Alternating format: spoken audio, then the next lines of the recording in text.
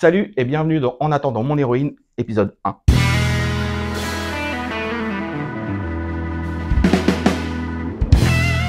En attendant mon héroïne, qu'est-ce que c'est? C'est simple, pendant 3 semaines, tous les lundis, je vais vous accompagner jusqu'à la sortie du film Mon héroïne, réalisé par Noémie Lefort et qui sort le 14 décembre. Vous allez tout apprendre sur le film, mais sans spoiler, que ce soit le tournage, le casting, la musique et surtout l'histoire vraie qui se cache derrière le film. Et quoi de mieux pour parler du film que de le faire avec sa réalisatrice co-scénariste, Noémie Lefort. Bonjour Noémie. Bonjour Damien. Merci d'avoir accepté mon invitation. Merci beaucoup de m'accueillir. Non, écoute, c'est moi. On est ici dans les locaux d'Universal Pictures France. Yes. Donc c'est déjà la classe. C'est la classe à Dallas. Alors, avant de démarrer, je vais te demander un truc tout bête. Je vais te demander de pitcher ton film. Alors mon héroïne, c'est l'histoire d'une jeune fille qui rêve de faire du cinéma. Elle s'appelle Alex, qui est interprétée par Chloé Jouannet. Et elle grandit à Rouen. Et son quotidien n'est pas vraiment glamour. Et elle s'évade avec le cinéma. Et donc elle explique très jeune que quand elle sera grande, elle voudra être réalisatrice et faire des films avec Julia Roberts. Mais comme tu peux l'imaginer, Julia Roberts, elle la croise pas tous les jours à Rouen dans la rue. On aimerait bien, mais ça n'arrive pas. Et donc, pour réaliser son rêve et pour prouver à sa maman qu'elle a raison de vouloir continuer dans ce rêve-là, de vouloir faire du cinéma et de tourner des films avec Julia Roberts, elle convainc sa tante de partir à New York avec elle pour donner son scénario à Julia Roberts. Une idée toute simple, tout à fait possible, d'aller chercher Julia Roberts à New York. La maman s'en rend compte, la maman c'est Pascal Arbillot, et malheureusement, la maman ne parle pas anglais. Donc elle va essayer de récupérer sa fille à New York, mais sans parler anglais, et que le seul indice pour trouver sa fille dans New York, c'est Julia Roberts. Bon courage Pascal. Alors, même si l'histoire est romancée, c'est ta vie en fait, c'est ton histoire. Ouais, c'est mon histoire. Je suis cette jeune fille qui est partie comme ça, sur un coup de tête, chercher Julia Roberts quand j'avais 20 ans. Voilà, pour prouver aussi à ma maman que c'était vraiment mon métier et c'est vraiment ce que je voulais faire. Je me suis dit, tiens, si je partais donner mon petit court-métrage à Julia Roberts, je pense que c'est une bonne idée. Et ce voyage a complètement changé ma vie et celle de ma maman. Et donc, c'est de ça dont parle le film, surtout la relation avec ma maman, parce que ça correspond aussi au moment où je suis partie de chez moi. J'ai 20 ans, c'est le moment où tu commences à vouloir partir de chez toi, à vouloir faire ta vie. Voilà. Et j'avais l'impression que ma maman ne me comprenait plus, en fait, si tu veux, où vraiment elle se disait... mais qu'est-ce qu'elle part faire chercher Julia Roberts à New York? Et donc comme ça, voilà, je suis partie sur un coup de tête à New York et j'ai réussi à lui donner mon court-métrage. J'avais fait un petit court-métrage qui s'appelle Calling Julia Roberts, qui raconte l'histoire d'une jeune fille qui veut donner son scénario à Julia, qui est l'histoire de mon héroïne. Et en gros, moi, j'interprétais cette jeune fille, en fait, si tu veux. Et j'avais pris plein d'extraits des films de Julia Roberts où elle répond au téléphone et je lui expliquais qu'il fallait absolument qu'elle joue dans mon film, voilà. Et j'ai réussi à lui donner. Tu reviens de New York et tu rentres chez France 3 Normandie en tant que stagiaire, il me semble, montage même d'ailleurs. Ouais, c'est ça. Alors là, du coup, à ce moment-là, t'es quoi? T'es en école de cinéma ou tu t'es rentré par la petite porte? Comment? Non, je venais de finir en fait l'école de cinéma, je venais de tourner Calling Julia Roberts, je venais de rentrer de New York, et puis le directeur de France 3 Normandie avait vu mon court-métrage et entendait dans les couloirs comme ça que j'étais partie chercher Julia Roberts à New York et tout ça. Et donc il est rentré dans la salle de montage et il me dit « Mais j'entends dire partout, vous allez voir Julia Roberts à New York, je veux toute l'histoire, vous êtes convoqué demain à 10h dans mon bureau. » Carrément. Rien que ça. Donc j'ai l'âge de Chloé, hein, j'ai 20 ans. D'accord. Hein, donc je rentre chez ma maman et je prépare un petit dossier d'émission de cinéma. Et le lendemain, donc j'ai rendu Lyon devant son bureau. Je lui raconte toute l'histoire, enfin toute l'aventure de mon voyage à New York, Julia Roberts, tout ça. Et je lui dis, mais on ne parle pas de cinéma sur votre antenne, c'est absolument pas normal. Il faut, j'ai ici un petit projet d'émission de cinéma, si vous avez le temps de le lire. Et il m'a retendu le petit dossier, il m'a dit, vous avez carte blanche, vous commencez lundi. D'accord, donc toi, quand tu es convoqué par ton patron, tu viens avec une idée d'émission. Oui, et que je me suis dit, c'est It's Now or Never, comme la chanson dans le film. Oui, non, c'était assez inattendu parce que moi, j'avais pas prévu de faire ça, en fait. Et j'ai trouvé ça extraordinaire que quelqu'un me fasse confiance comme ça à 20 ans. Et lui, il m'a dit, en gros, quand on est capable d'aller voir Julia Roberts, on est capable de s'occuper d'une émission de télé. Donc, je me suis retrouvée à être productrice, réalisatrice et animatrice de l'émission. Alors moi, c'est pareil, animatrice, je lui ai dit, ah non, non, non, non, non. Moi, j'ai fait des études pour être derrière, devant, ça m'intéresse absolument pas. Et il m'a répondu, mon petit, quand on est capable d'aller voir Julia Roberts à New York, on est capable d'animer une émission de télé. Il n'a pas tort. Voilà, donc je suis rentrée, j'ai dit à ma maman, en gros, j'ai encore fait une bêtise. Donc je suis allée voir Julia Roberts et je me retrouve à la télé. Donc j'avais dit à ma maman, t'allumeras la télé parce que mercredi, je serai sur France 3, coucou maman. Classe. Donc voilà, donc ouais, ça a été, mais une fois de plus, c'est lié à ce voyage et à mon envie de faire du cinéma avec Julia. Donc c'est incroyable de m'avoir donné ma chance comme ça, où tu as une espèce de bonne étoile qui te dit, bon, bah tiens, quand toutes les planètes s'alignent, C'est ça. bah ça marche en fait. Et peut-être que le culot, et c'est de ça aussi dont parle le film, peut-être que le culot, l'envie de faire des choses et de faire bouger les choses, des fois t'emmène plutôt haut, quoi. Mais pareil, comme dans le film, c'est un culot, mais qui est jamais déplacé. Voilà, on sent que c'est un culot, mais on sent surtout que c'est qu'une personne qui a envie, et en fait, elle veut réaliser son rêve. Elle n'est pas prête à tout non plus, mais voilà, il y a quelque chose comme ça quand même de très respectueux, que ce soit pour l'univers dans lequel elle rêve de travailler, des personnes, des gens, etc. Donc je pense que ça a aidé ton parcours. Et du coup, l'émission, c'est Clap. Oui. Et donc, tu vas faire ça pendant combien de temps? Clap, je l'ai fait pendant 5 ans. D'accord. J'avais aussi la chronique dans le 12-14, le mercredi en direct, où je présentais les sorties. Donc ça, c'était super parce que je trouve ça fou qu'ils m'aient donné une carte blanche comme ça là. C'est-à-dire que j'arrivais à parler du cinéma que j'aimais, en étant le plus ouvert possible et en donnant de bonnes raisons aux gens, un peu comme toi tu le fais, d'aller voir les films pour telle ou telle raison. Après, c'est vrai que tout ça est très subjectif à chaque fois, mais j'argumentais en fait à chaque fois. Moi, j'aime tous les cinémas en fait, j'allais tout voir. Donc je suis pas sectaire sur ce que je regarde, ce que je regarde pas. Évidemment, j'ai une affection particulière pour les comédies romantiques, pour les comédies d'aventure des années 90-2000, mais je conseillais aux gens d'aller voir un maximum de choses. Et ça a duré 5 ans, Clap. Et puis après, j'avais un documentaire qui s'appelait Travelling aussi, dans lequel j'étais plus animatrice, mais que je réalisais en fait. C'était 13 minutes, pareil, sur le cinéma en Normandie. Parce qu'il n'y a pas que le Festival américain de Deauville en Normandie, il y a énormément d'événements C'est sur une le terre de cinéma. cinéma, la Normandie. Ah, mais c'est un vivier. Ouais. C'est un vivier. Il y a énormément de comédiens. C'est une région qui bouge énormément au niveau du cinéma. Et c'est pour ça que moi, j'avais réussi à convaincre le patron de France 3 en lui disant, mais enfin, il y a 5 départements, il y a tout ce qu'il faut. Je connais ça par cœur. J'ai passé ma vie ici. Je connais tous les exploitants de Normandie parce qu'ils me voyaient tout le temps dans leur salle. Et donc voilà, on a fait 5 ans de Clap. Ouais. Et après Clap, tu pars ailleurs? Après Clap, j'ai travaillé à M6, à grand écran. C'était une super émission de cinéma. Je confirme. Que j'aimais énormément. Et là, c'était la folie parce que, comme je parlais bien anglais, ils m'envoyaient souvent aux États-Unis et j'ai rencontré quasiment tout Hollywood, sauf Julia Roberts. C'est quand même incroyable. J'ai fait Dustin Hoffman, Clint Eastwood, Meryl Streep, tout le monde. Et je me disais, mais enfin, c'est fou. Pas de Julia. Tu te dis, c'est quand même incroyable. Donc, toujours pas de Julia à ce moment-là. Donc ouais, grand écran, c'était super. Mais après, j'en ai eu un petit peu marre de la télévision. En fait, ça me manquait de créer réellement quelque chose. C'était super chouette d'être journaliste cinéma. En plus, j'ai connu la période bénie où effectivement, on t'envoyait, tu vois, ton rédacteur en chef te disait, bon, bah tiens, demain, tu vas à Madrid faire le DiCaprio, puis après, tu repars et tu vas faire Meryl Streep à New York, et puis après, tu reviens, et puis tu fais Dwayne Johnson à Los Angeles. Enfin, cette période-là était assez bénie. Et on avait du temps, en fait, aussi dans les interviews, ce qui est moins le cas maintenant. Donc, j'ai connu toute cette période-là, mais j'avais envie de revenir à de la création et à travailler vraiment, en fait, tout ce qui entoure les films, c'est-à-dire le marketing, la presse, tout ça, est aussi quelque chose qui m'intéresse énormément. Et comme j'allais beaucoup aux États-Unis et que je voyais beaucoup les Américains travailler, je trouvais ça très intéressant, en fait, leur façon de travailler, de promouvoir leurs films. Et donc, je suis rentrée en France après un voyage aux États-Unis et je me suis dit, bah voilà, il faut créer quelque chose là-dessus. Donc, j'ai monté ma société de production. Je pense que c'était ta prochaine question. Exactement. Je te devance, voilà. Quel journaliste tu fais, écoute, j'ai eu un petit peu de journaliste autodidacte, mais devenu journaliste quand même. Et en gros, oui, j'ai monté ma société de production qui s'appelle Little Frog, qui crée du contenu vidéoludique, des making-of et des clips pour les studios américains, pour les plateformes comme Netflix, Amazon, ou même pour Pathé d'ailleurs, ou SND. Voilà, ça fait 15 ans maintenant que j'ai ma boîte et que je m'éclate à faire du making-of sur des projets extraordinaires et variés, comme de la série Netflix ou le dernier documentaire que j'ai fait, c'était sur Notre-Dame brûle de Jean-Jacques Hano. D'accord. Donc, j'ai réalisé le clip de Vaiana à Tahiti.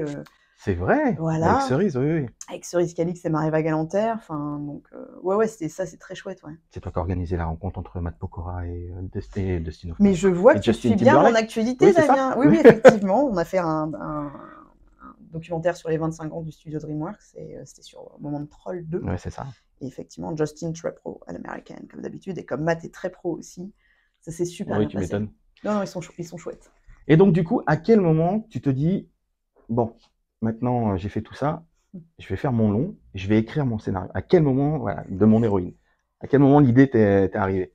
Bah, en gros, ça fait 20 ans que j'en rêve d'être Mmh. réalisatrice. Maintenant, quelle histoire j'allais raconter, je ne savais pas.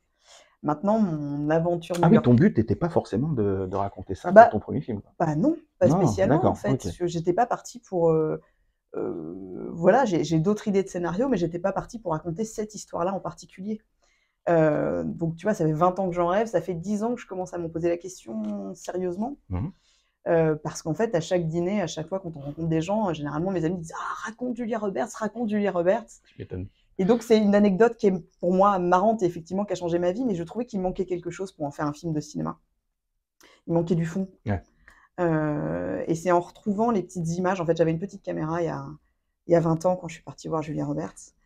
Et c'est en regardant les images de moi à 20 ans comme ça dans New York qui appellent en disant: «Oui, bonjour, j'aurais parlé à Julia Roberts».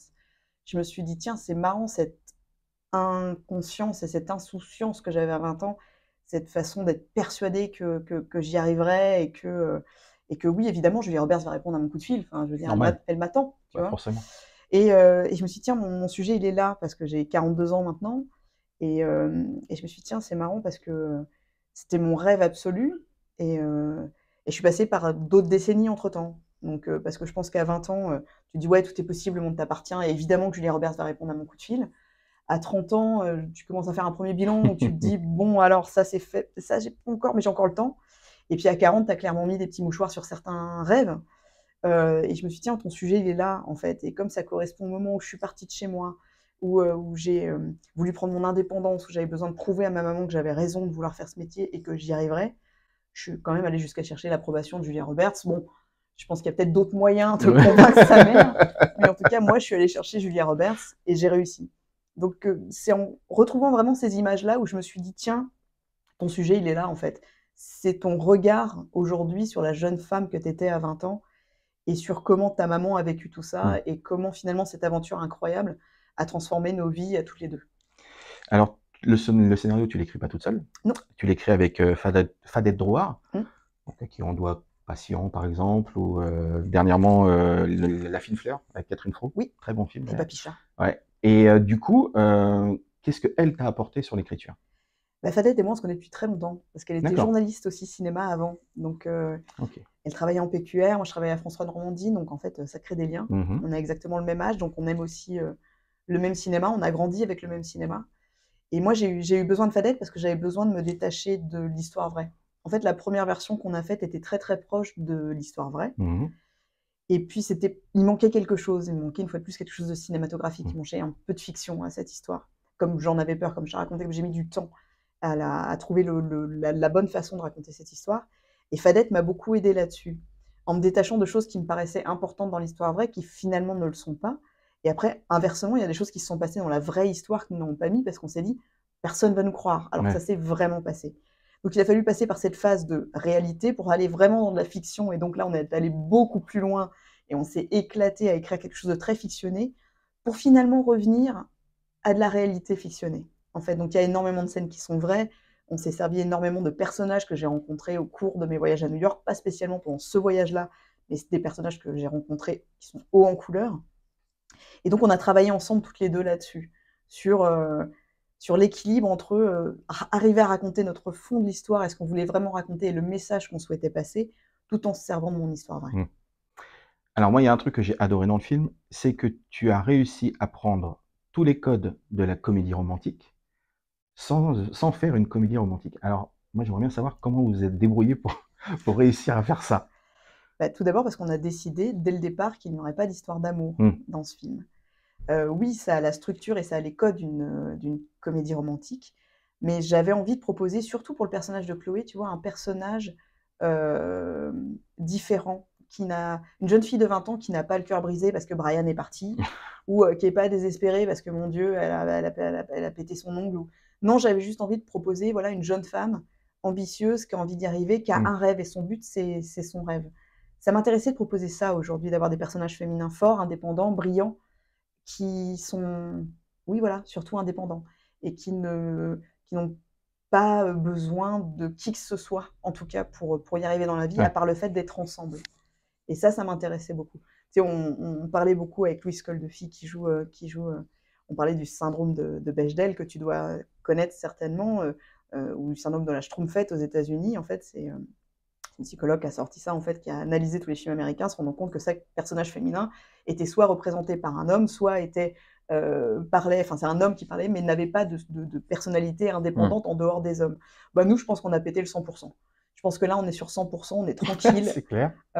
Tu vois, on est bien là-dessus. Mais sans une espèce de volonté, tu vois, féministe ou quoi que ce Oui, bien soit, sûr, c'était ouais. juste une envie, puis aussi d'avoir des femmes drôles dans une comédie. Je trouve que ça manque un tout petit peu. Et après, donc ça, c'est plus sur le fond. Et après, sur la forme du film, bah, je me suis inspirée de tout le cinéma que j'aime. Donc c'est un cinéma qui est certes un petit peu codifié, mais j'avais envie, voilà, de proposer une... En fait, j'avais envie de faire vibrer les gens de la même façon que moi, je vibrais quand j'étais ado. Alors, oui, mais ce qui est intéressant, c'est que, et ça, faut bien que les gens le comprennent, c'est que c'est pas un copier-coller. Il y a des hommages, Oui. il y a des références, mais il n'y a pas, voilà, on se dit pas, ah, ouais, mais ça, j'ai déjà vu dans tel film. Ah, mais ça, j'ai déjà vu dans... Bon, à part peut-être pour une scène, mais c'est une scène hommage, donc on va rien dire. Mais les fans de Notting Hill comprendront. Mais c'est ça que j'ai trouvé intéressant, c'est que voilà, on a vraiment tous les codes, mais dans un renouveau complet, et en plus, avec des femmes d'aujourd'hui. C'est ça qui est cool. Ben, c'était pas du tout dans une optique d'être nostalgique d'un cinéma qui est révolu. C'était juste une envie d'amener ce que moi j'aime au cinéma, de refaire vibrer les gens de la même façon. Tu vois, moi, quand je sortais de Notting Hill, par exemple, j'étais tellement heureuse que le libraire ait fini avec la star américaine. J'avais envie de ça, moi. Et ça me faisait rêver. Et je me suis dit, ah, j'aimerais bien que les gens ils vibrent de la même façon avec mes personnages, qu'ils aient envie d'y aller à fond. Après, sur la réalisation, j'avais pas non plus envie de faire un copier-coller de ce que j'avais déjà fait. Alors oui, c'est les fans de Julia, je pense, amusez-vous, il y a plus de 32 références au film de Julia Roberts dans le film, que ce soit sur les décors, les répliques, les personnages, même les rôles secondaires. Voilà, on s'est énormément amusé à faire des références à ces films-là. Mais c'est une version, c'est ma version d'aujourd'hui. En fait, on n'est pas sur... je vais reparler de nostalgie, mais on n'est vraiment pas sur de la nostalgie. C'est ça. On est sur une envie de partage, voilà, du cinéma que moi j'aime. Alors, c'est ton premier film, on l'a dit. Donc, toi, tu pars à New York pour rencontrer Julia Roberts, et quand tu reviens, tu fais ton premier film avec Universal Pictures. Donc, voilà, on est comme ça. Voilà. Alors, c'est pareil. Comment t'es arrivé à bosser avec eux? Comment ça s'est passé? Universal, sincèrement, c'est le distributeur que je voulais. Pour la simple et bonne raison qu'ils sortent les films Working Title. Et moi, je suis une immense fan de ce studio. Working Title, ils ont fait Notting Hill, Love Actually, 4 mariages en enterrement, About Time, que j'adore. J'adore ce film About Time. Et en gros, je me suis dit, voilà, s'il y a bien un distributeur qui va comprendre l'ADN de mon film et qui va savoir le distribuer, c'est Universal Studios. Maintenant, Universal, ils font 2 films français par an. Ils reçoivent énormément de propositions. Tu te dis, c'est ton premier, t'as rien fait avant, à part tes courts-métrages. Alors, j'avais de la chance, ils avaient vu mon court-métrage. Ouais. Donc ça m'a aidé. J'ai fait un court-métrage en 2015 qui s'appelle Le Tourbillon. Donc ça m'a aidé, déjà parce qu'ils avaient déjà vu mon court-métrage. Et puis, grâce à ma société, je travaille avec eux. Donc, ils connaissent mon travail de réalisatrice et de productrice. Et donc, il y avait déjà une forme de confiance. Maintenant, il faut arriver à les convaincre. Et la première fois que je leur donne mon scénario, c'était quand même assez drôle. Allez, je te raconte l'anecdote. Elle est un petit peu longue, mais elle est marrante. J'envoie mon scénario à Pascal Arbillot, parce que je voulais Pascal Arbillot pour qu'elle joue ma maman. Donc, je l'envoie à son agent. J'attends la réponse. Et j'ai un coup de fil de Xavier Albert, le patron d'Universal Studios France, qui m'appelle et qui me dit, bah écoute, j'étais sur le tournage de Président, et Pascal Arbillot m'a dit qu'elle était très contente de faire le film avec moi, mais je ne savais pas que ton film était chez moi, donc j'aimerais bien lire le scénario. Oups, la boulette. Eh bien, en fait, il y a eu un espèce de quiproquo entre l'agent de Pascal et puis peut-être... Enfin, bon, bref. Et donc, Pascal était persuadé que le film était chez Universal Studios. Et donc, moi, je me retrouve... parce que je ne leur ai pas encore proposé mon film. Alors, il y a eu 2 informations dans ce coup de fil. Un, effectivement, je vais envoyer mon... Bon, j'avais prévu de l'envoyer, hein, mais je vais envoyer mon scénario à Universal Studios. Et surtout, chez Pascal Arbillot, puisque je n'avais pas eu la réponse. Donc, merci pour ce coup de fil. Et donc là, tu te mets la pression parce que tu dis, ah, génial, j'ai Pascal Arbillot pour faire la maman. Et je savais que Pascal serait extraordinaire pour ce rôle parce que j'avais une scène en particulier que je savais qu'elle tiendrait, parce que c'est une immense comédienne.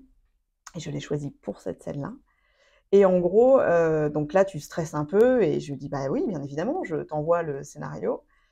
Et il me rappelle, Xavier, et il me dit: «Bah, je suis désolée, mais je vais pas le faire». Donc là, tu te décomposes parce que ton cœur bat, tu y crois à fond et tu te dis: «Mais oui, bah, ça y est, j'ai Pascal, Ouais, c'est clair. ça y est, la machine se met en marche», et il me dit: «Non, je le fais pas, je le fais pas. C'est pas je veux du Noémie Lefort, moi». Alors moi, je comprends pas parce que je me dis: «Mais qu'est-ce qu'il me raconte? C'est mon histoire, c'est moi qui l'ai écrit, non, va plus loin. Je veux du Noémie Lefort, je te connais, je sais que tu peux faire mieux que ce que tu m'as envoyé».